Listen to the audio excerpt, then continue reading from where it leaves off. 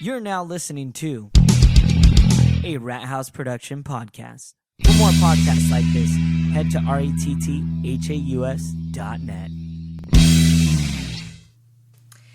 Hey, you guys. Welcome to That's Life, 27 years in the making and counting. I'm your host, MTR, also known as Matt the Rat, and as always... Patrick. Man, that was kind of hesitant right there, Patrick. I was like, am I as always? Thanks a lot, dude. I appreciate it. So we have a very special guest. Jimmy, very special, not in the short bus kind of way, but definitely very special. Jimmy from Blast Furnace Productions. How you doing, good sir? What's going on, man? Dude, hanging out. Wait, if I don't recall, you are known as the Mint Main, correct? Well, yeah, that was going around for a little while. that was from Mike and those guys over there, but that has kind of dissipated. No, we got to bring that back, man. We got to bring that back. No, been there, done that. No, it's like, no, it was just like a thing for a little bit, and now it's gone, and it's fine. and it's in the grave, and nobody wants to dig that corpse back up. It's fine. After a while, it just gets a little old because it's like beating a dead horse. So, man, you put on, you started, I want to say, Blast Furnace Productions. Was it maybe 2 years ago, maybe 3? Not even 3. It was August of 2015. And that all started at I think it's about 2 years. And that all started at the Lucky 13 Saloon in what city is it in? Yeah, Brooklyn. There you go. In Brooklyn. Yeah. And I remember following you on Instagram, and Mike had you as a guest. And from there, it not only has had me checking out a lot of music, but you keep teaching me to check out new music because I listen to your podcast. He does have a podcast. Go ahead and subscribe to it. It's the Brooklyn Blast Furnace podcast. Listening to your guys' top 5, I was like, who the fuck are some of these bands? So I had to pause the podcast to go check them out. It is a lot, man. There's always a lot going on. So, and it's like it's funny because I listen back to like the podcast that I do, and I have John, the guitar player for Candiria, who I know forever. He's the soft-spoken guy, He's like all like prim and proper type dude. And then there's Jeff, the owner from Lucky 13, and he's been in Brooklyn for like 20 years, but he's originally from Boston. So there's certain things that he says, like when he says, "Yeah, I got into hardcore." It's like the Boston comes right out. And then I listen to myself, and I'm just like balls out Brooklyn like crazy. I'm like, damn, do I really even sound like that? I give myself douche chills when I listen to myself. I'm like, oh, man. Well, I got to say, dude, the podcast, high quality, dude. You came out of left field with that. I was like, man, dude, that shit sounds clean. Yeah, well, I have to give credit where credit's due. Like, it was my idea. I wanted to do a podcast for a while. There was a couple of people that I was thinking about doing it with, and then, things came up. People made excuses why they couldn't do it, this, that, and the other thing. Sounds so right. I was still rested, so I was just like, all right, if it happens, it happens. And then I did a benefit show for Standing Rock for the Sacred Stone Legal Defense Fund. And my friend John from Candiria, like I said, I know him since like 1991, and he came over to me, and that's when him and Jeff were talking amongst themselves, and they asked me if possibly we could all get together and put together like a big festival. And we decided to sit down and have lunch a few days, talking about the festival that we want to put together on Labor Day. And then from there, it was just like, yo, man, you guys just want to jump on this podcast with me because it would be a good way to promote what we're trying to put together. So it just kind of happened that way. And Jeff has the Lucky 13 Saloon podcast. So he already had like all the equipment. So we were actually on the stage at Lucky 13 doing the podcast. So it's all his equipment and all that shit. And I'll tell you the truth. I don't know nothing about this shit, bro. Well, look, man, all it is a conversation. Bro, the concept of me hooking up and being able to get somebody to Skype call in is like Chinese to me. I have no idea how to even do that. Hey, Start watching YouTube videos. That's the way you do it. Look, man, I didn't know how to change out my alternator on my car, but when I looked it up on YouTube, 10 minutes later, I was a fucking pro at it. So, there's ways to learn. You just got to be willing to learn it. I mean, I've been podcasting for 4 years, and, it took me a while to get to this point, but I'm here now, and it's nice. Yeah. Yeah, it's fun, man. It's just, it's just a hang. Just sit around, bullshit, shoot the shit, promote whatever we got going on. Have some of our crazy ass friends on. Like the last podcast we did, like Ratt is like a New York hardcore legend, and fucking insane. And I would never invite him to my house in his heyday because I don't want spray painted walls. Nah, me neither.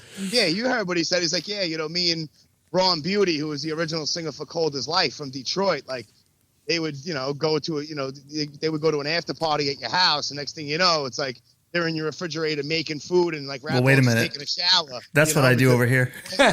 Whenever I go to Matt's house, I go straight for the fridge. Yeah, Patrick, there's times where Patrick, I'm not over exaggerating. We were watching Alien, and he's like, "Do you still have Girl Scout cookies?" I'm like, "I do," and he just came back with both boxes. I'm like, "What the fuck? You didn't even ask me. You just fucking." He's like, "Yeah, I know," and I'm like, "What the fuck?" Oh, fuck that. They be putting on the oven and cooking shit on your stove. I've done that too. He has. Or he'll be like, "Oh, vegetarian patties." And he'll look at me. I'm like, "Fuck, well, your hand's already in it. You might as well just start fucking eating it, dude." It is what it is. But I'm so glad that you got the podcast off the ground. I remember being excited when you announced it. I think over 3 months ago. Yeah, probably something like that. 3-4 months ago. And then, like I said, there was a lull, and then, yeah. So I mean, these two guys, Jeff is a really solid dude. I mean, I book shows at his venue. He's a really solid guy. Like I said, John, I know him forever, and I mean, he's a touring musician. I mean, he's been in Candiria since 1995. So, I mean, they've toured the world. They played you name the band, they play with them. They toured with the Misfits and Gwar and Overkill and fucking Obituary, and they're playing Hellfest this year, and, it's crazy. And he's an established and amazing guitar player, and he's been in a million bands, and we're all of, the same drive and passion for, what we do. I book shows. I'm in the middle of the hardcore scene all the time. John's been around since probably before I was. And Jeff is the business guy who's into metal, and he has certain connections, and so did John, and so do I. So all three of us, we all have our little strong spots, and we all have the same kind of vision. And when they say that they're going to do something, they're going to do it. There's no excuses happening. There's no flapping. You know what I mean? There's no just running your mouth just to hear yourself talk. It's all right, let's do this. You want to go to lunch and discuss putting together a festival at the end of the summer and shut down the whole block and get a huge band, a national touring act to play outside in Brooklyn on the street? Let's do that. That's freaking awesome, dude. Did you ever think about maybe doing 3 days later, we're sitting down having lunch and we're discussing it. And every week we do that. And now we don't really go to lunch too much. We'll have the meeting before or after we do the podcast. Yeah. Did you guys ever think of maybe now that you do have the podcast Off the Floor in both Lucky 13 and Blast Furnace, did you guys ever think that maybe with the big acts, you guys do a Q&A and you record a podcast after or on the side where the bands are coming, you're like, "Hey, would you guys like to do that?" Yeah. One of the days of the festival? Yeah, possibly. We got to see the logistics and how crazy it is. And, I know that we have a tentative plan that on the Saturday, it's going to be Friday, Saturday, and Sunday, September 1st, 2nd, and 3rd. That Friday and the Sunday, we're going to have something in the club, in the venue. And then Saturday, we're going to shut down the entire block and do something huge. And on that day, the venue is going to be kind of like a holding cell. You know what I mean? Like where all the bands can go. We'll have catering in there and shit that. So maybe, depending on how insane it is and how many people we have helping us out, if we have a chance to sit down for an hour or two, whatever, and just to bullshit with some of the bands that we're looking to get, that would be awesome. That's awesome.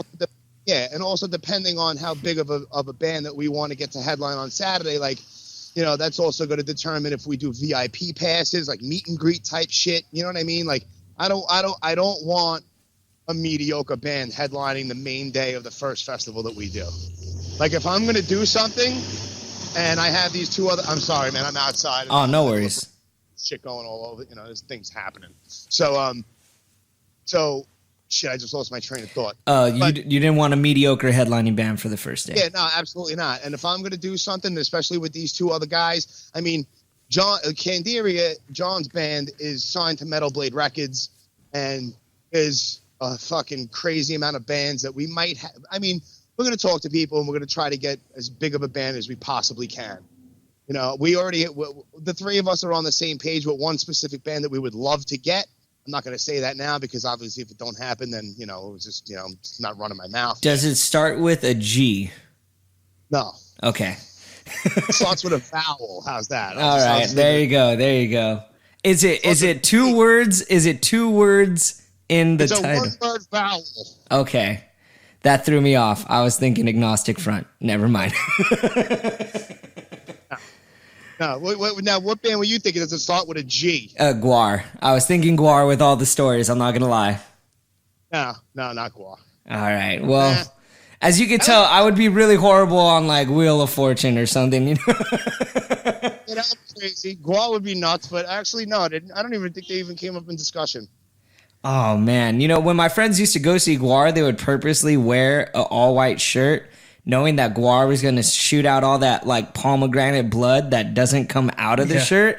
And they were going to, like, glue or sew on a Guar patch after that and make it an official Guar shirt. There you go. Yeah, those shows are... even you guys talking about Guar, I was like, oh, man, those were just... Ratt Bones' story was craziest, man. Like, he was on, like, 10 hits of acid, and he winds up in their dressing room, and all their costumes are, like, hanging up. He felt like he was trapped in hell. Yeah. For all you know, the costumes weren't even there because he was on acid. Stuck in that room. I only seen them a couple of times. I saw them once a long time ago, probably, like, 93, something like that, at the Ritz, which is the old Ritz, which is now Webster Hall here in New York. And then I saw them probably about... I don't know, like 5 years ago in a place called Starland Ballroom in Sayville, New Jersey. I only seen them a couple times. Yeah, To be honest, I'm really not the biggest Guar fan. Not really. A couple of songs here and there. I don't know. It's all right. It's a great show and great experience to go to, though. No, it's a great show. I mean, it's a spectacle, man. I mean, it's a complete shit show. I mean, I get it. I get why people dig them. But like me, I don't know. It's too gimmicky for me. I don't know. I like stripped down, like, you know, I don't care if you just came off the construction site and you still have mud in your boots and you're just singing for a band and you're on stage doing that shit. Like shit like that I like. Now, Jimmy, I'm actually curious. How did Blast Furnace Productions all start? Okay. I've told this on, well, you have obviously different listeners than I do. And all right. Well, how it started, the name itself will remain a secret. Because everyone asks, where did it come from? Why did you come up with that name? You leave it up to yourself to think about that. I'm gonna go with you were watching Home Alone, and you were inspired when he's scared of the furnace at the basement. That's where I'm gonna say it came from. All right. Well, if you want to think that, that's cool. Inspired by Macaulay Culkin. That's fine. Go ahead. All right. So how it started.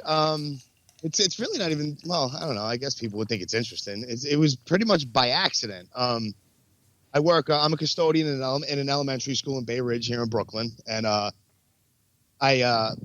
work nights. I work like 3 to midnight. So usually like when I'm finished, I usually get done like 9:30, 10 o'clock. And there's a 24-hour gym like right across the street from the school.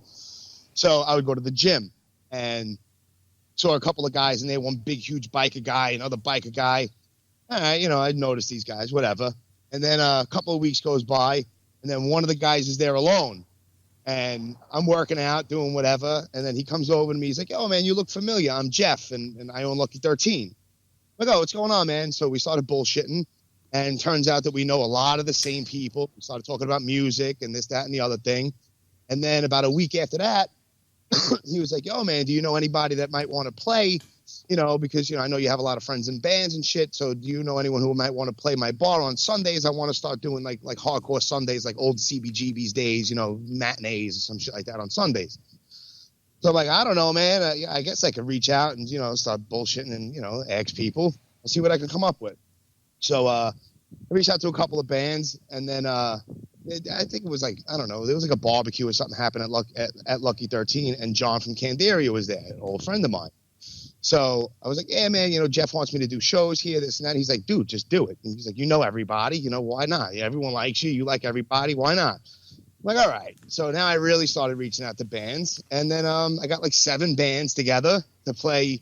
They had moved Lucky 13 from a different location, and it was the new spot. And I put together the first ever actually hardcore show at the new Lucky 13. And then it was a success, man. It was packed. It was a great night. And then, it was all day long. It started at like 2 o'clock in the afternoon and went to like 11 o'clock at night.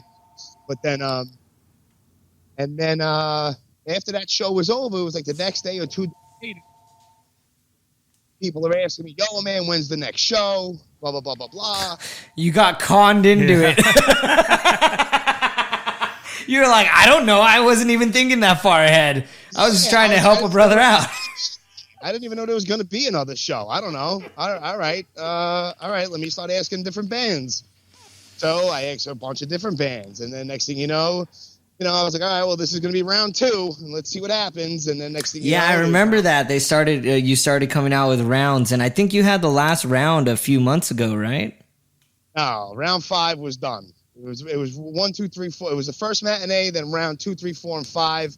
And then I was like, all right, enough with the fucking rounds. It's a little corny now. What am I going to go? Round 12? Like, all right, enough. Hey, So, it'd be cool. It's like the UFC event. They finally got over trying to title it, and they were just like, look, it's 151 now. Are you going to be there or not? It might have been cool having the rounds still. Maybe you should bring it back, bring it out of retirement, and like, it'll. No, I'm done. Once I'm done with I'm not resurrecting nothing. I'm not, no. Hey, So, you know what? Coming from the person that's a horror fan, Michael Myers fan and everything, dude, everything becomes resurrected at one point. Yo, that's so funny that you say that, because right now, my daughter and my girlfriend are in the house right now, and they're getting ready because in probably about an hour or so, we're all jumping in the truck, and I'm going to South Jersey down to Cherry Hill for Monster Mania for the weekend. Nice. So Nick Castle, the original Shape from Halloween, is going to be there. There's going to be like 3 different Jasons. There's going to be the Shining twins are going to be there. Danny from The Shining is going to be there. There's a whole Pinhead is going to be there. There's a whole, like the dude that plays Pinhead in all the Hellraisers except for I think the last one. It's a crazy ass fucking lineup. So I got a hotel room and everything. So I'm going there tonight, all day tomorrow and Sunday, and then we'll come back Sunday night. Nice. But, now, is there going to be anybody that sells Saxy lotion there by chance? No, my man Tim Capello from the Lost Boys is not going to be there. So you got to share that story right now for us on the podcast, for our listeners that may have not heard it on Growing Up Not Grown Up. Shout out to Mike Russo from the Growing Up Not Grown Up podcast. God! Oh, we're going with the. We got to, dude. We got to. Oh shit! All right. I don't know. Maybe a year and a half ago at this point, I go to a horror convention, and obviously, if you've seen the Lost Boys, you know that whole douche chill fucking moment of the greased up fucking guy gyrating his hips playing the saxophone, singing "I Still Believe," right? So talk about capitalizing on a fucking 30-second cameo in a movie from 1986. It's all he had. It's all he had. Dude, he's a genius, bro. At horror conventions, he fucking goes up there and plays the saxophone and sings that song. It's ridiculous. Wait, he can still sing it and everything? Yo, he sings it and everything, bro. That guy is insane. That's hilarious. Insane. So I go there and I meet him. I'm like, I have to meet the sax guy. Like, I have to. It's so stupid, but it's awesome. So I'm like, what's up, Tim? Blah, blah, blah, blah, blah. And I take a picture with him, and he poses with his fucking saxophone like he's blowing into it next to you, all sorts of animated next to you and shit. So I get an autographed picture from him. I take a couple of pictures with him. And then the next horror convention, like 6 months later, he's at it again. So I walk over to him. I'm like, what's up? He's like, hey, Jimmy. Like, he remembered me, dude. It was like, fuck, man. Like, this is fucking weird, right? So I had already gotten the picture autographed, and the only other thing that I didn't get from the last time was he was selling. Dude, it's so fucking ghetto budget, bro. He had like, it was like clear bottles that he probably bought at like a 99-cent store and put baby oil in them and put a sticker on it. And it was called like Tim's, not sexy, Saxy body oil. Yes. Oh my God. Yes. Bro, it was like $20, bro, and he signed it, and he always signs everything to so-and-so. I still believe Tim Capello. Like, all right. I just imagine him back there with like the Johnson & Johnson baby oil, like squeezing it into it for you so it's fresh. That's exactly what it is, bro, and he puts his own sticker on it, him from the Lost Boys on it, and that's what he does. And then he tells me, like, bro, I was like, I have to take another picture with you. He's like, of course, man, of course. And he pulls up like my sleeve and he's like, yo, make a muscle. You got to show your guns. You got to show your guns. What the fuck is happening right now? Yeah. My girlfriend took a picture. She was like, oh my God, I can't believe that shit just happened. So that's witnesses to this shit. It's so crazy. And I wanted to fucking get him to come to a party, bro. Like, I want to like bad. Like, I want to hire him to come to a party like in the summer and have like a bonfire and have him reenact that scene. Yes, but don't tell anybody. Just like invite all your friends that are hardcore like Lost Boys fans and have them walk in and just walk out.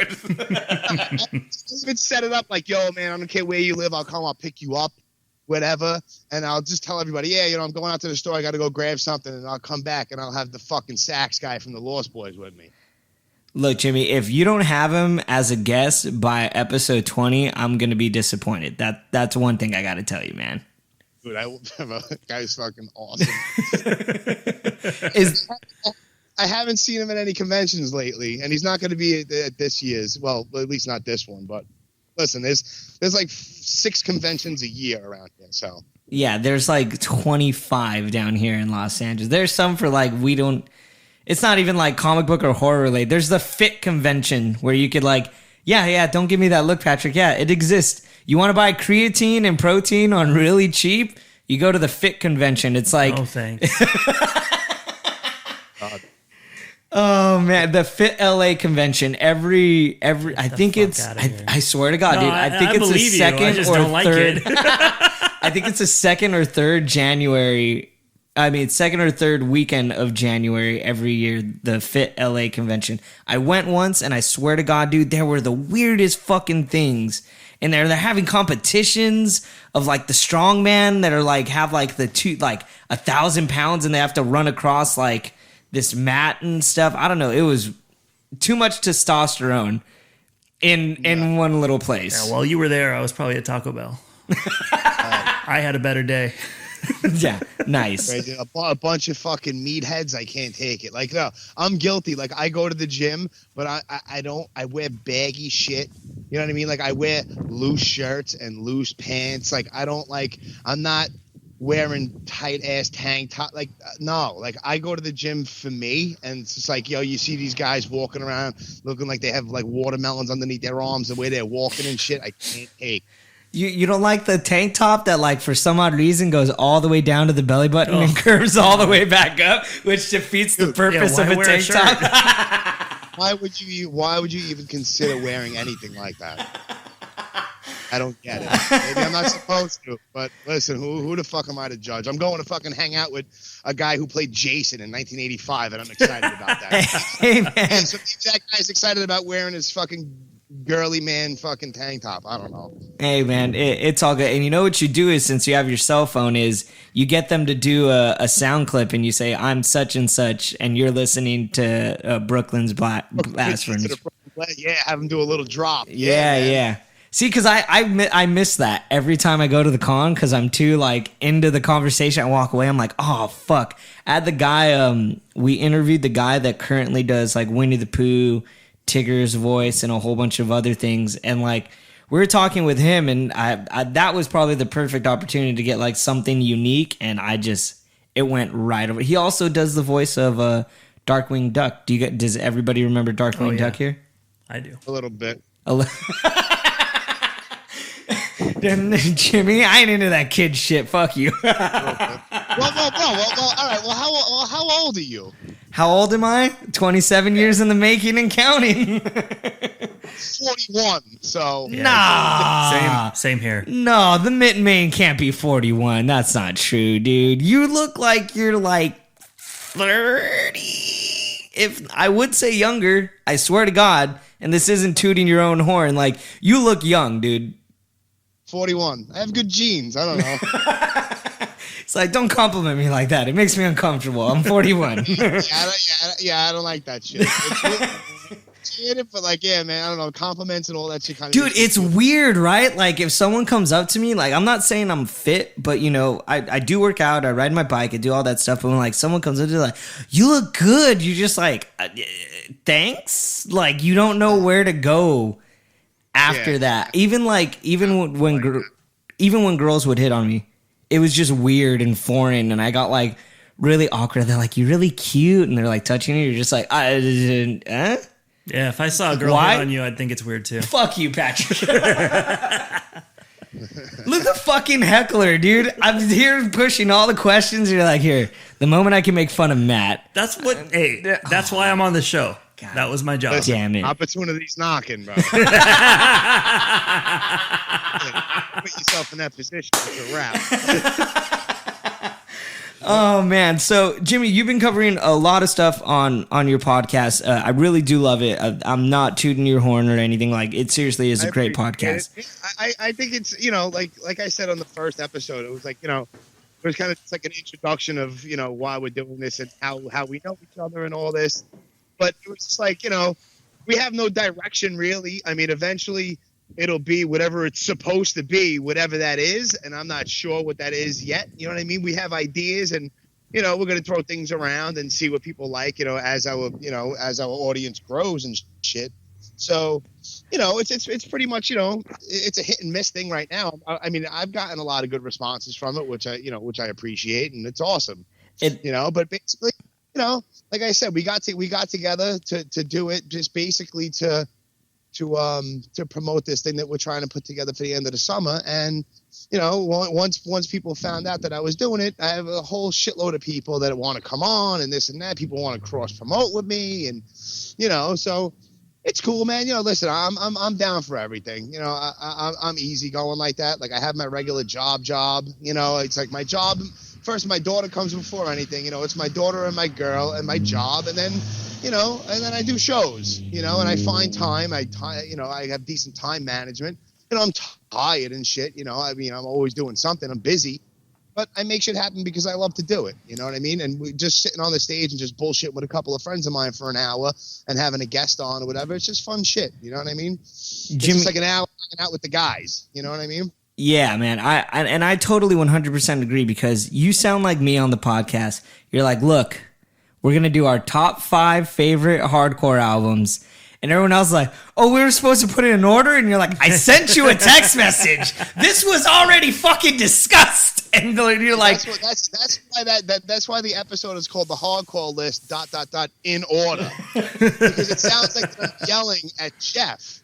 I mean, I was like, yo, I sent you guys a group text discussing this shit. And he's like, oh, and I'm like, in order. And he's like, all right, Jimmy, all right. Like, relax. Yeah, trust me. Well, that's the whole point. And even Jeff was like, yeah, well, in order is hard. I'm like, yeah, well, that's the point.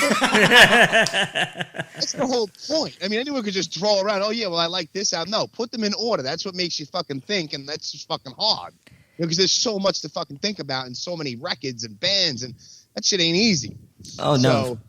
Not at all. But the next episode we're going to get together probably on Wednesday, depending on snow, because we're supposed to get a whole shitload of snow here on Tuesday. But on Wednesday, we're going to get together. We're going to do another one, and we're going to do our metal list. Ooh, that's tough. Does that include black metal or just metal? Well, working and dealing with Jeff and John, they will probably have black metal on there. Venom's going to be on there. John is into that stuff. John is very eclectic when it comes to music. Yes. He likes all kinds of doomy, sludgy shit, a lot of metal, some technical shit, and then some really simple 3-chord hardcore stuff. So, I mean, Candiria is a very technical band. Like, you listen to that band, you don't know where to place them. They're not a hardcore band. They're not a metal band. I don't know what the fuck they are. I don't even know if John can tell you what they are. But there's a mixture of everything. There's jazzy, bluesy shit mixed with crazy hardcore shit, thrashy shit. So, you know, he has a crazy influence of music. So maybe, you know, he'll probably throw a couple of death metal. At least there'll definitely be a black metal band or two between them two. But me personally, there's no black metal in my top 5 metal lists. Can we get a little taste of your list? Maybe something that didn't make the cut, but you highly considered adding it to your top 5. That didn't make the cut, but I thought about putting it on there. Yeah. Violence oppressing the masses. Nice. Yeah, you know what? Now that I think about it, like, I don't know how much metal I really listened to. Because I was in punk rock. It's like my roots, though. You know what I mean? Like, yeah, because you were talking about, like, you accidentally got into suicidal tendencies, and then from there it all kind of. I accidentally got into hardcore by going to see Suicidal. Yeah, because I was, you know, I started out. I mean, like, my first ever. I mean, I grew up. You know, my father and shit. You know, like there was always like the Led Zeppelin shit and all the basic stuff. You know, Led Zeppelin. There was the Pink Floyd, Doors, Doors and shit like that, and you know, Joe Cocker and fucking all that shit. Yeah, and then I was like, I don't know, maybe 6 or 7 years old, and there was this girl who used to watch me while my father was at work. And this was early 80s, bro. This is like 1984, 83. So she was like my quote unquote babysitter, I guess. And she showed me the Motley Crue Shout at the Devil vinyl. So as like a 6 or 7 year old little kid and seeing like the fire and the pentagrams and these crazy guys with spikes, and it looked evil and crazy, especially as like a little kid. Now you look back at that shit, it's like it's puppies. It's puppy music, dude. Like looking at Kiss and people are like, "Oh no," it's like, no, that's really nothing. Yeah, exactly. But when you're 6 years old, 7 years old, and there really wasn't that kind of stuff around yet, except for that, you know what I mean? So I looked at that, I was like, holy shit, and then. You know, that was like my first record that I ever heard that kind of got me into metal, which was Shout at the Devil. It was like that and Twisted Sister, Stay Hungry. Nice. And then from that, you know, I got into the early Metallicas and the Megadeth and the Testaments and, you know, Exodus. And then I started getting to like Obituary and Sepultura. And then, you know, it's all that thrashy stuff. Anthrax was huge. I used to be a huge Anthrax fan. And I mean, I still love, you know, two or three records from them are fucking perfect to me. You know what I mean? But that's, you know, it's also because I'm a time and a place memory. You know what I mean? So like where I was, like Among the Living is a fucking perfect record, I think. You know what I mean? It's a perfect fucking metal record. You know, so is Persistence of Time. Like, I don't know. That's just me.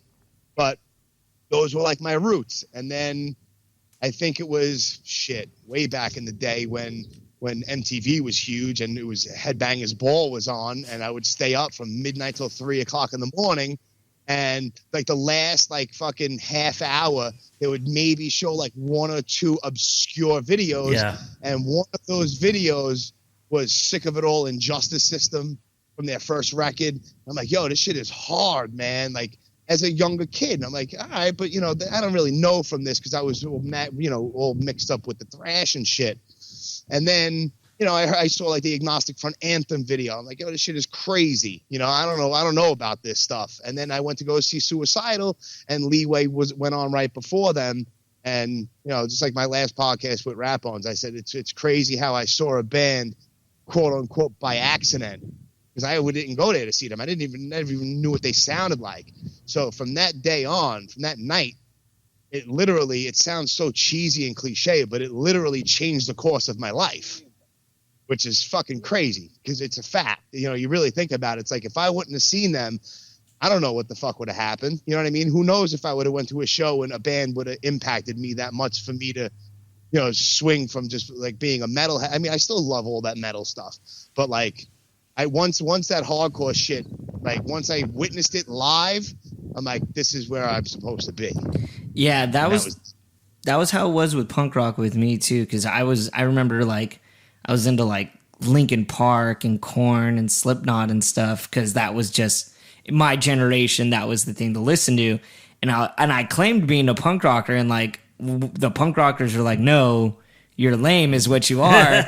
And one of my buddies in our group of friends, like, are you trying to get into punk rock? And I'm like, well, yeah. And he goes, here, like, I'll give, and I swear to God, I think he was swiping his brother's CDs and selling them to me. So he was like, if you give me $5 every week, I'll give you a new CD. And the first CD I got was The Addicts, Joker in the Pack. The second CD was Beat the Bastards, Exploited. The third CD was Circle Jerks, Golden Shower of Hits. And like, I don't remember anything after that, but those were my first 3 like CDs. And I was like, what the fuck is this? And it like, you know what the fuck that is? Punk rock. Yeah. Straight fucking amazingness. Listen to Punk's Not Dead from The Exploited. Listen to the Dead Kennedys, bro. And then you put on Linkin Park. One you could tell was made in a tiny little concrete fucking room with a fucking $1,000 budget, if that. And then the other one was made completely in a lab. Yeah. And that was, the rawness of it and everything. And that eventually turned me into, going to shows. And rest in peace, Showcase Theater. That was the only venue in Corona that I would ever wanted to go to, period. If a band was playing, in fact, I had a chance to see Sick of It All with The Unseen back in like the early 2000 era. And I wasn't able to go to, I forgot what, you know what? I remember what happened. My girlfriend was drunk and pissed, and I think she thought I was cheating on her, and she fucking gave away my ticket. Oh, yeah, and I was stranded outside at fucking 14 in Corona, like not being able to fucking do anything but wait till the show was over to get a ride home. It fucking sucks now that I think about this. Yeah, that sucks. Yeah, at 14 too. Did you ever get a chance to see Sick of It All? No, not since then. I don't even know, like, I guess they play Chain Reaction, which is in Anaheim over here, but other than that, no. I recently, like, man, no, I haven't, I don't recall any, there's no real venues anymore in Los Angeles that really, or Orange County that really have hardcore shows, other than, it's all dead. Yeah, like the scene over here, I mean, even the venues that would have them, like the Key Club, that got shut down. Troubadour really doesn't have hardcore shows at all. They're very, like, frowned upon with having that type of energy. So now, like, I mean, even trying to see Trash Talk, usually they do, like, they'll have, because they're really into skateboarding, they'll take over a skateboarding warehouse and they'll put on a free show for you. So it's pretty fucking dead over here, at least to my knowledge. Yeah. I mean, it really does. So you have to wait for someone like H2O to come by, and they like end up doing a show at Chain Reaction, and they'll bring out like really good hardcore bands. But other than that, you have to really like go into the underground to try to find really good hardcore shows. Yeah, H2O was playing over here in Jersey, like not too far from me, on April 2nd for the tribute for the singer for that band Vision, who passed away, Dave Franklin. Which is like, it's insane. I rattled off everything on my last podcast, but it's ridiculous. Killing Time, Breakdown, H2O, Murphy's Law, Bold, Super Touch. The bands are ridiculous who are playing that. There's like 20 something bands. It's only $25. It's like the doors are at like 11:30. The first band goes on at noon, and it goes until whenever they're done. It's fucking crazy. I'm actually curious if Revelation Records is going to take RevFest to New York, because they're having their festival over here, and it's Youth of Today, Judge, Gorilla Biscuit. What was the band you were into again, Patrick? Into Another.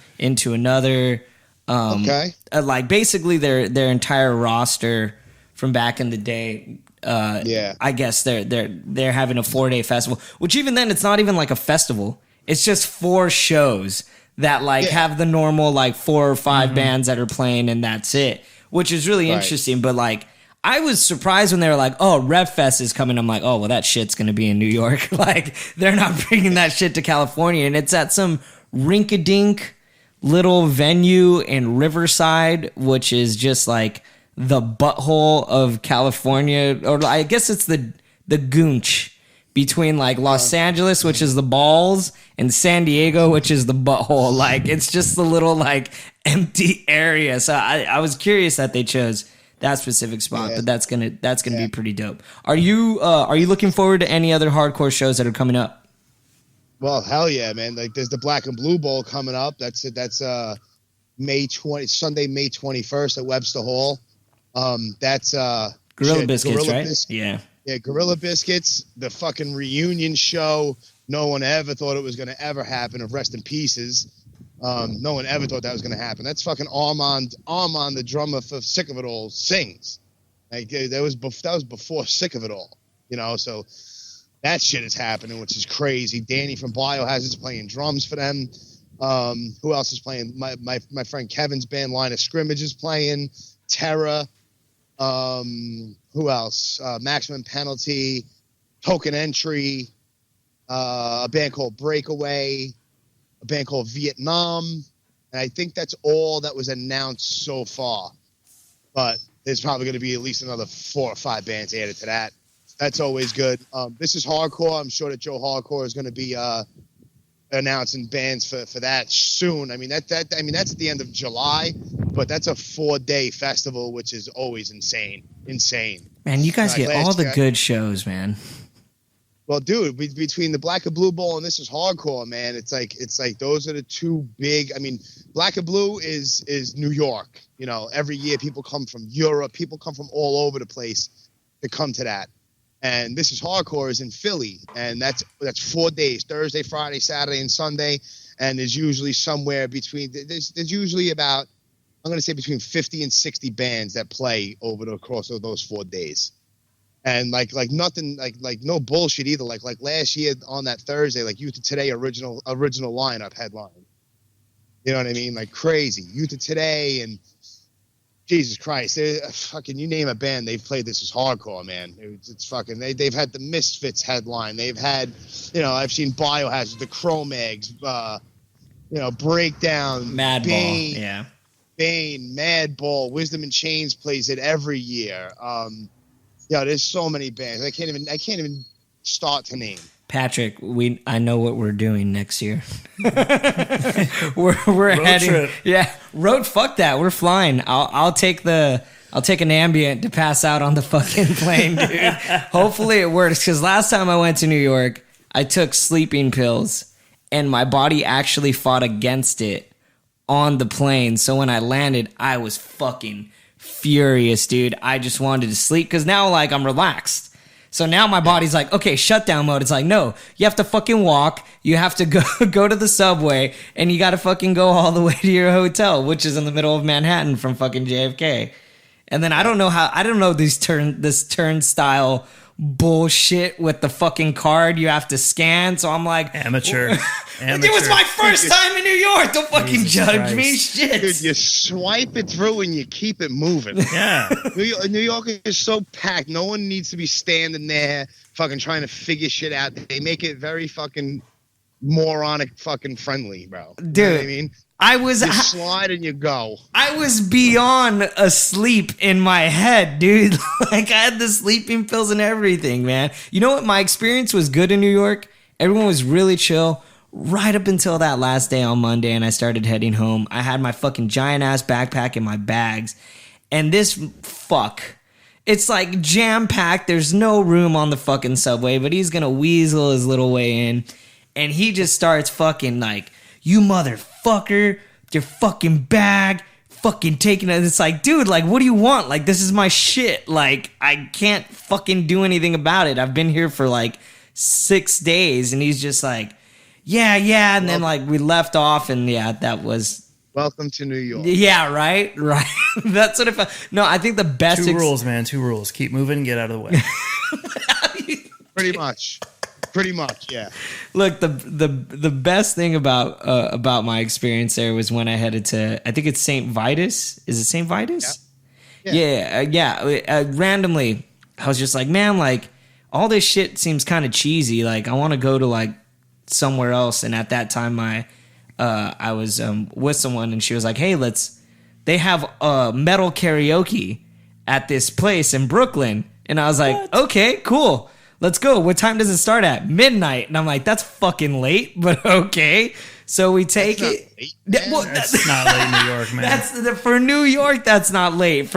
Look, you got to understand. And I even talked to this chick like a few years back, and we were good friends. And she was like, I fucking hate it in California. And she goes, why? And she's like, everything closes at 2. And I'm like, yeah, so what? And she's like, nothing fucking closes in New York. Like, if anything, you get an hour gap from 6 a.m. to 7 a.m. so they can clean up real quick, and it kind of continues on from there. Or like 6 a.m. and then you fucking go at like 12 o'clock somewhere else. Yeah, for the most part. And then you have all the after hour spots that you need to know where they are and shit like that. But there's places that never shut down. Like bars close at 4 a.m, but you get locked in, right? Well, it depends on if that's an after-hour spot. Yeah, I mean, I used to know a whole bunch of them. I mean, I don't drink or anything anymore, but I used to. All right, well, we're shutting down this bar. It's almost 4 o'clock. All right, well, let's jump in a cab and go to so and so, and then you'd have like your little secret knock, and they would open up the door and they would let you in if they knew who you were. So it was a fucking speakeasy, is what it was. Yeah, and then you fucking walk out, and it's fucking 8 o'clock in the morning. And you can't see nothing. Jesus. Yeah. Oh, that's nothing but like Red Bulls and fucking Shirley Temples for me if that was to happen. Oh, no. There's all kinds of debauchery that used to go on. Yeah. That was a fucking lifetime ago, though, man. It was fucking 15 to 18 years ago. I used to do that crazy shit. I think about it now. I'm like, I don't know how the fuck I did all that fucking crazy shit. I have no idea how I did it. You did it because you were young, dude. You look at one point in our lives, we could drink like a motherfucker, wake up the next day, feel amazing, and like have 2 hours of sleep. Now, no, don't give me that face, Patrick. You cannot do that. Sure I can. We're going to talk about Geek Meat next week and your experience of not eating any food and drinking. I had a blast. And I got in your head, you had a blast. I got up the next morning. You know the things I had to go through that night? That's because you're an amateur. Get the fuck. I'm not the one that was drinking. It was you. We're going to get into that next week. Yeah, you can't handle your alcohol. You can't even handle my alcohol. Get the fuck out of here. So I gotta ask you. You asked Rat Bones the craziest thing that he's ever seen at a show. I want to know the craziest thing you've ever seen at a show. Oh, wow. Jesus Christ. Is it the picket fence thing that Mike was talking about one time? No, I'm gonna say the craziest thing that I've ever seen at a show. This was I'm talking like 1993. I think it was at CBGB's. I'm not going to mention the individual's name, but next thing you know, there's somebody in the middle of the pit swinging a hammer. Oh, Jesus. God. Like a fucking like a legitimate hammer in the pit, dancing, wheel kicking, swinging a hammer. Yeah. That was pretty fucking crazy. What do you do at that point? Because stay clear. There's no one even trying to stop him. They're like, well, we're not gonna fuck with that guy and just walk the other way. Yeah, I've seen that. I've seen chains. Hammer was just something. It's like, dude is swinging a hammer. So it's like, yo, that's a fucking hammer, you know? At least he kind of kept it to the point where he's like, I could hardcore dance, but totally fuck someone up at the same time, right? Like, there was a thought process behind this. Yeah, no, he was fucking people up. There was that. There was just pits that were violent and just so packed in, like crazy packed in. There's a show you could actually see it on YouTube. It was the SOD reunion show at the old Ritz, and that was in like '92, and it was beyond fucking sold out, overpacked. It was the lineup was shit. Morbid Angel, Agnostic Front, SOD. That sounds good. And all you got to do, you can go on YouTube. I recommend this. You go on YouTube and you type in SOD live at Budokan, and or live at the Ritz, and it's so fucking packed. They open up with March of the SOD, and you don't know where Billy Milano is, and Billy Milano, then the camera goes up, and he's standing all the way at the top of all of the amps, all the way at the top on the speakers. And he has a skull mask on. He starts fucking singing the first fucking song, and then he just fucking flips off of that shit onto the crowd way down. I was in the middle of that whole entire fucking crowd. Nuts. It was kind of like you had to get on your tippy toes and like put your head up like towards like the ceiling, like to breathe, because it was so hot and packed and just crazy. So, I mean, it was just those times, though, were fucking great, and they will never, ever, ever happen again, it seems like. Shit like that will never happen again. It was just a different time. I was going to say, yeah, why do you feel like that? Like, I mean, you put on shows, too, you know? Well, there was a few shows that I put on that were packed. I mean, but the amount of people and just the vibe, I don't know what it is, but it just seemed like it was a lot different. It was just different, you know? I mean, to put it, all right, check it out. I went to the final ever Bane show last summer in Boston, and it was pretty much like that. It was fucking insane jam-packed. But Bane isn't like a crazy violent band, so the vibe was really cool. You know what I mean? There was people, like, in order to get to the stage, like, there would be people, like, maybe 50 feet away from the stage that would start crowd surfing towards the stage. Like probably 50, 60 fucking feet from the stage, climbing on people getting towards the stage. Like, because you couldn't move. You couldn't move people out of the way and make your way on foot to the stage. It wasn't happening. So you would have to, the only other way is up and over, and let's start walking on heads to get towards the front of the stage, which was fucking awesome. See, I always get into bands after stuff like this. Like, Bane broke up. I really got into him after that. I got into Bane relatively late too. I mean, I saw Bane open up for Sick of It All in 2006, and that was the first time I really even fucked with Bane. And then from there, I was like, "Yo, this is a good fucking band," and I got really into them. And then I'm glad, I'm fortunate that I was actually in their hometown at the Worcester Palladium in Boston for their final show, and I made it a point. To fucking to make that shit happen. Yeah. See. I'm sorry. I always miss out on stuff like that. Fucking Beastie Boys, somebody died. And then I was like, and I got into Beastie Boys after that. Fucking But you got into the Beastie Boys after MCA passed away? Yes. Oh Shame my God. On you. I know. You sure you're not like fucking 17? Yeah, I don't get that at all. I look 17, so maybe. Hey, look, in all fairness, at least I think the best album from them is Paul's Boutique, okay? It's not Licensed to Ill. Like, at least I really, like, invested myself into Beastie Boys. Don't give me that face, Patrick. How dare you? But, no, I mean, like, it takes a minute, but I get there, dude. Hey, it doesn't matter how you get from point A to point B. It's the fact that you got there. But, yeah, I miss out on all these good fucking, not Comeback Kid. Kid Dynamite. Did a reunion show like 2 or 3 years after I fucking got into them. I was like, son of a bitch, why does this shit keep fucking happening to me?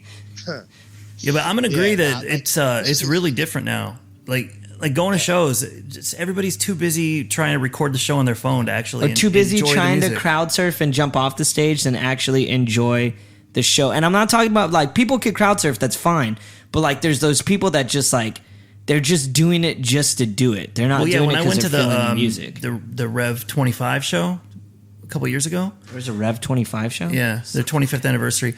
There was this dude that just was crowd surfing the whole time, kept jumping off the stage, but the only reason he was doing it is because he had a GoPro on his head and he was trying to film this thing. And it's like, you're annoying. Watch the bands.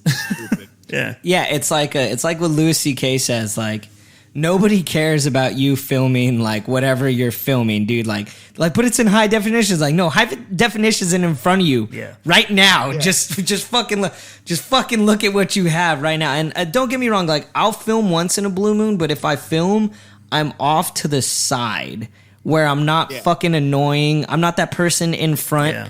And I mean, I'm 5'2", so I'm sure me holding up a camera doesn't bother anybody. But nonetheless, 5'2", you're exaggerating a little. Get the fuck out of here. So me up front film, but even then, like I don't like doing it. Like if I'm up front for a reason. And I had this huge argument with a coworker about that. It was like, man, if you're there at a show and you're up front, you're there to be up front. Yep. You're there to fucking sing along. You're there to go fucking nuts. If you're not doing that, get the fuck to the back.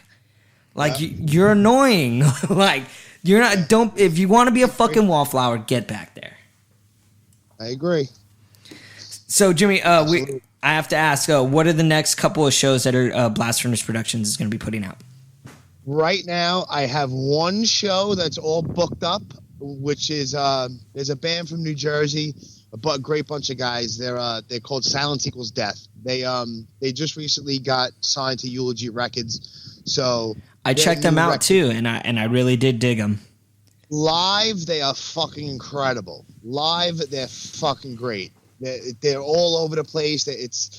They're a great bunch of guys, and their record End Times is coming out, so I'm doing their record release party. Nice. And there's like Full Scale Riot is playing, Apparition, which is a metal band from here in Brooklyn. Full Scale Riot is also on Eulogy Records. They're from Jersey. Who else is playing that show? A band called We All Die, a band called None Above All, Enziguri from the Bronx, and a band called The Baby Sandwiches.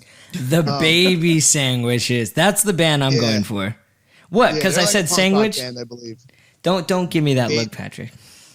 Yeah, so that show is on Sunday, April 9th at Lucky 13. And then I might do one show maybe a month or two after, possibly, but I'm kind of laying low because I need to try to cross my T's and dot my I's for this festival we're trying to put together. Yeah. So I mean, that's going to be like a 3-day insane thing with, legitimate things that need to be handled. Like, all, city permits have to go through. I need security. I need porta potties. I need vendors. I need fucking, I need everything. Like it's got to be all legit because I don't need to put in a whole bunch of work and have cops come and shut us down. Yeah. That can't happen. All that. I mean, just things, just logistics as far as tickets and, everything all the way down to getting fucking laminates for people who have access to all of that shit needs to be handled. So I don't need any other shows taking me away from the big thing that we're trying to do. Did you already tell us what month the festival's coming? Oh, that's Labor Day weekend, September 1st, 2nd, and 3rd. Matt. Good job. And this is why we're Jimmy, hook it up, dude. Yeah, it's still nice out, and it's the week before school starts, so people are still on vacation. You know what I mean? So the only thing, obviously, it's always the if factor is weather. But listen, you have to take a risk every now and then in life. You know what I mean? I can't guarantee that'll go, but I will say that don't give me that look, Patrick. But I will say that I will be on a 2-month leave from work because my baby should be born. So there's a possibility. All right. If the lady lets me. Baby's first hardcore show. A 1-month-old? Look what I brought. They're like, you're an idiot. Why did you do this right now? Just put headphones on her. Start him early. If I don't start him now, when will he learn? Where can we find you? Wait, what? I'm sorry. Yeah. So the only thing I have right now is the Silence Equals Death record release party, and that's on April 9th, and then the big festival. There might be one show somewhere in there. A friend of mine's band, The Last Stand, just got signed to they're to a record label that's based out in California, Irish Voodoo Records.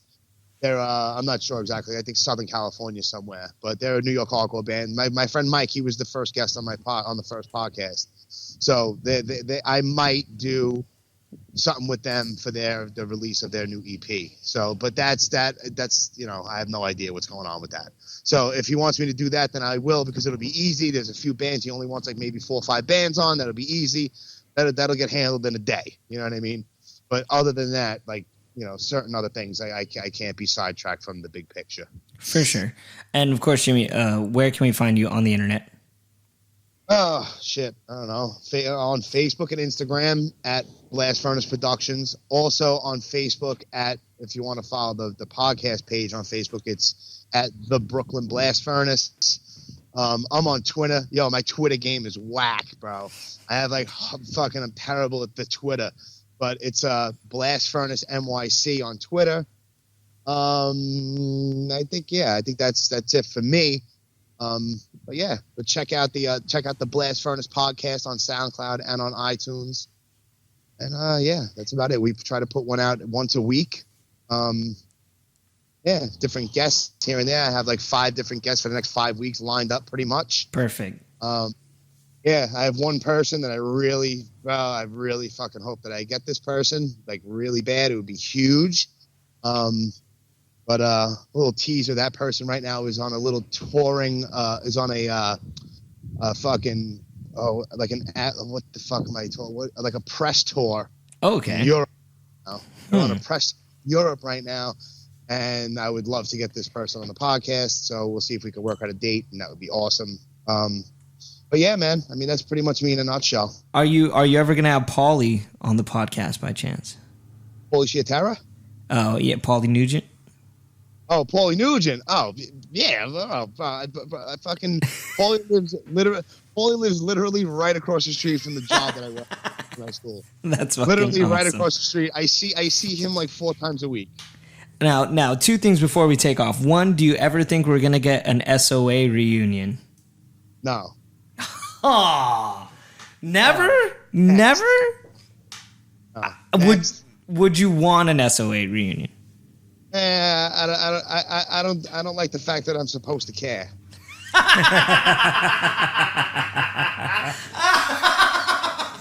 No, I don't care. If it happened, I wouldn't go crazy for it. All right. Oh yeah. All right. That's cool. If I go, if I can make it, I make it. I'm not gonna, whatever. Imagine messaging Jimmy and be like, "SOA is doing a reunion," and he just replies, "That's cute." Isn't that adorable? Last but not least, since I am having a baby, how do I get my baby to listen to hardcore music? Just keep it on all the time in the background, bro. Listen, like I said earlier, I grew up. It's what's in your house. You know what I mean? It's what are you playing around your house? What are you singing? What are you bro? It's bugged out, bro. You create memories, bro. You're singing the dance. But right now, my daughter is listening. I just picked her up a little while ago. I brought her back to the house, and I had fucking Terror playing. And I'm like, come on, sing along. I'm like, fighting against the grain, live by the code. And I'm like, come on, sing. And she's laughing at me because I'm being silly with her. You know what I mean? Singing Terror lyrics. But, shit like that, bro. She wears hardcore t-shirts. But Eddie, the singer for Leeway, mailed her a fucking Leeway hat. And, that's awesome. Yeah, man. He's like, fucking give me your address. I got to say, he's like, forget you. I'm going to send your daughter. Yeah, so, I'm like, this, it was really cool. But yeah, man, it all depends on what you have in the house, man. I try of course, my daughter will listen, she'll hear the radio nonsense, and she'll start singing this crap that's on the radio. But then I'm like, whatever about that. And then I'll put on, bro, she loves the Beastie Boys. My daughter loves the Beastie. She wanted me to make her a CD of just all the Beastie Boys songs that she likes. And she sings "Shake Your Rump," bro. She's like, "Is your name Michael Diamond?" Nah, mine's Clarence. No, that's her part. I'll stop singing. I'll be like, "Oh, your part's coming up," and he'll say, "Is your name Michael Diamond?" And she'll be in the backseat. She'll go, "Nah, my name is Clarence." You know what I mean? And it's awesome.